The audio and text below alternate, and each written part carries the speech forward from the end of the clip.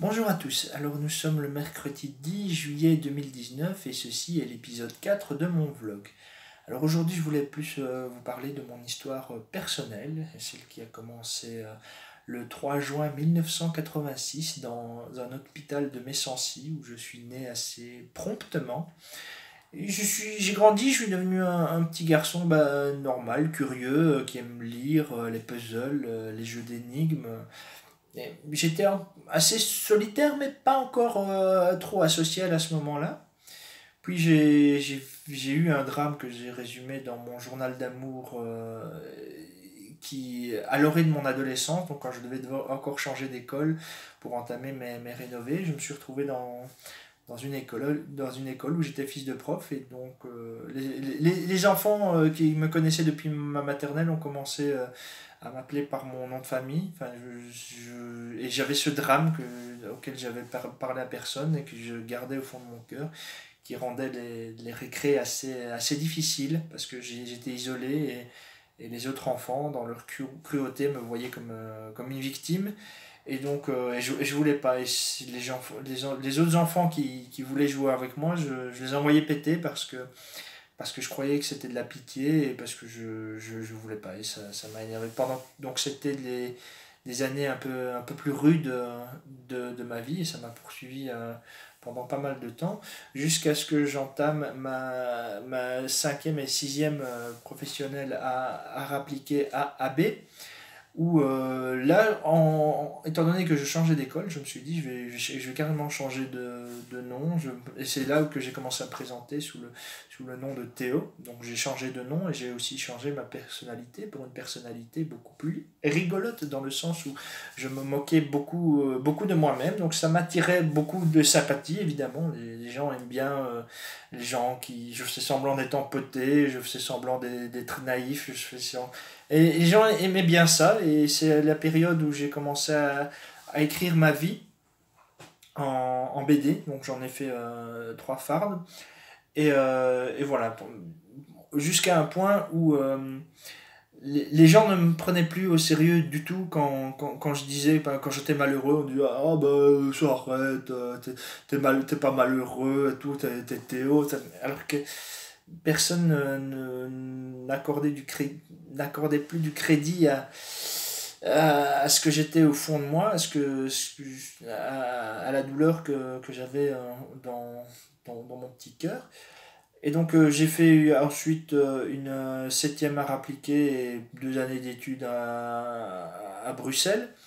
Et là, j'étais avec d'autres étudiants qui étaient plus superficiels dans leurs discussions. Enfin, ça s'arrêtait un peu aux coiffures, aux vêtements et tout.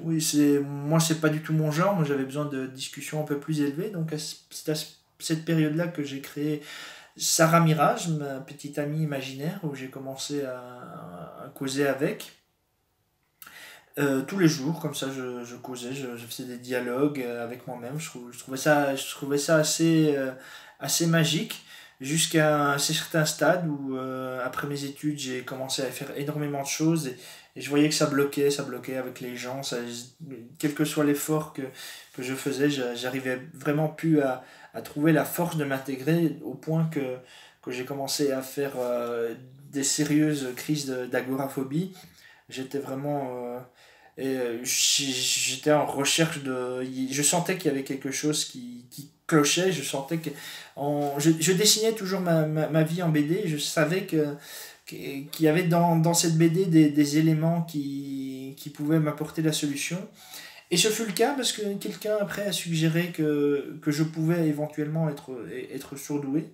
Ce que j'avais jamais en 26 années que j'avais jamais pu envisager ça parce que j'étais là, j'avais tout essayé, je m'étais dit ah bah tiens je suis anormal, je suis ça, j'ai des problèmes, je suis un monstre. Et donc j'ai commencé à réfléchir à cette possibilité là. J'ai lu un bouquin, donc je pense trop, de Christelle Petit-Colin et en lisant j'ai eu des larmes qui me coulaient des yeux parce que je me suis dit bah non, je suis pas nul, je suis pas. J'ai fait une vidéo sur le QI là-dessus et en relisant donc toutes les BD que j'avais dessinées à mon sujet, j'ai compris pas mal de choses. J'ai compris, par exemple, tous mes conflits que je pouvais avoir avec les professeurs, parce que quand j'étais en cours, j'avais tendance à poser des questions difficiles, et parce que je voulais que le cours avance, et à mon avis, le prof se sentait agressé, me voyait peut-être comme un élément perturbateur, alors que pour moi, c'était pas des questions difficiles, mais c'était peut-être en effet. Donc j'ai commencé à revoir un peu tout, et je me suis dit, bah non, je suis quelqu'un de normal, c'est juste que je pense pas de la même façon que tout le monde. Donc c'est là, je pense, il m'a fallu un peu 6 mois pour digérer l'information. À ce moment-là, je me suis dit, je suis pas plus con qu'un autre. Donc j'ai décidé comme ça du jour au lendemain, sans avoir de plan ni rien, de déménager en France. Et pendant 2 ans, j'étais en France sans aide, sans... Ça marchait bien au niveau artistique. Au niveau humain, ça marchait toujours pas, même en ayant en tête le fait que je pense à un autre niveau. Ça marchait pas, j'étais tous les jours, j'étais complètement bourré, je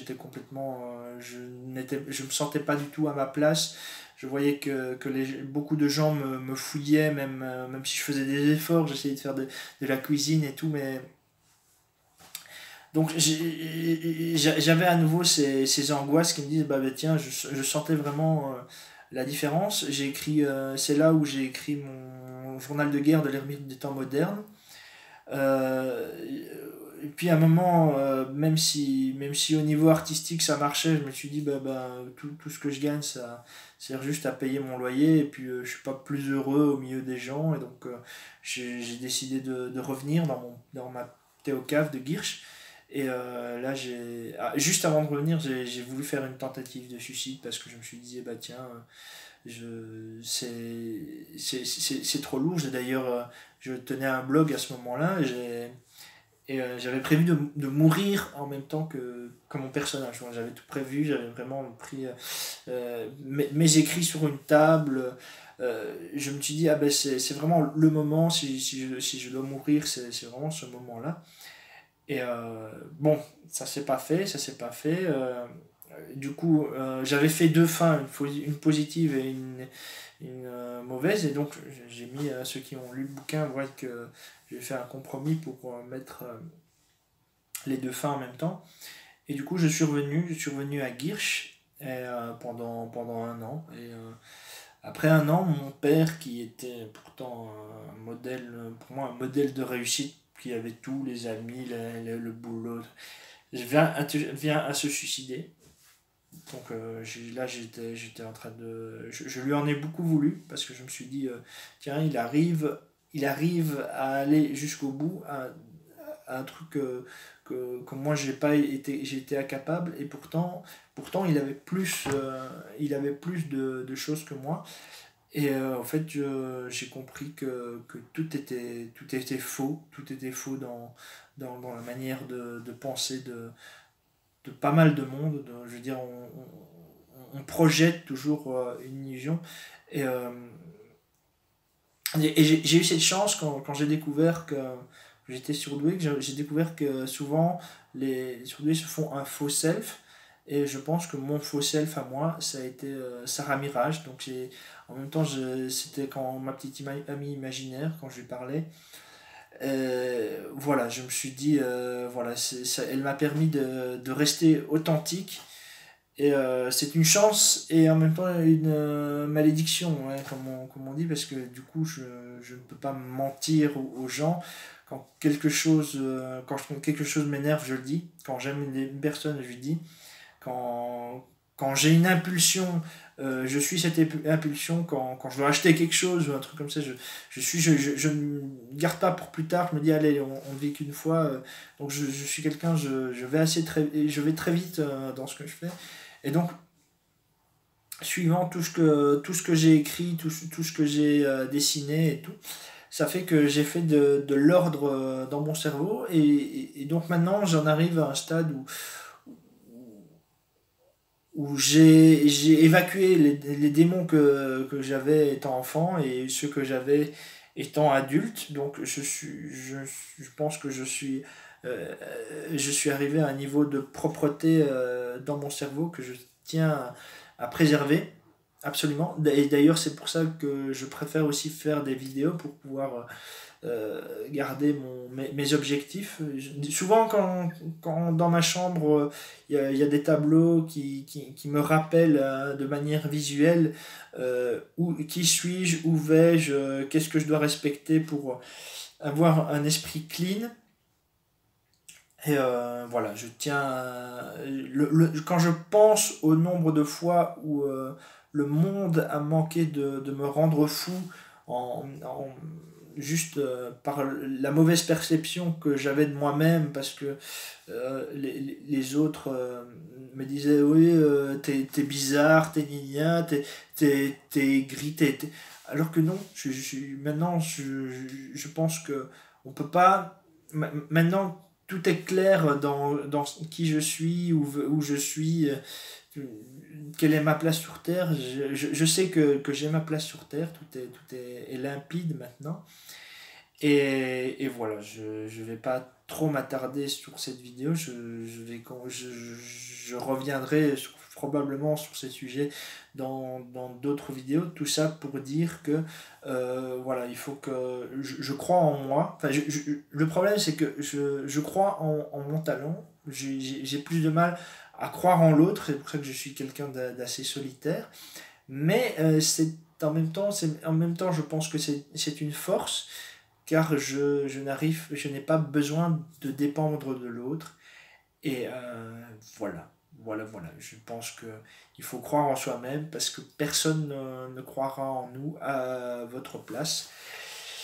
Et donc voilà. C'était une vidéo un peu plus longue, un peu plus personnelle. Et j'espère qu'elle aura eu des échos dans la tête d'autres personnes. Et je vous fais des gros bisous et je vous dis à une prochaine.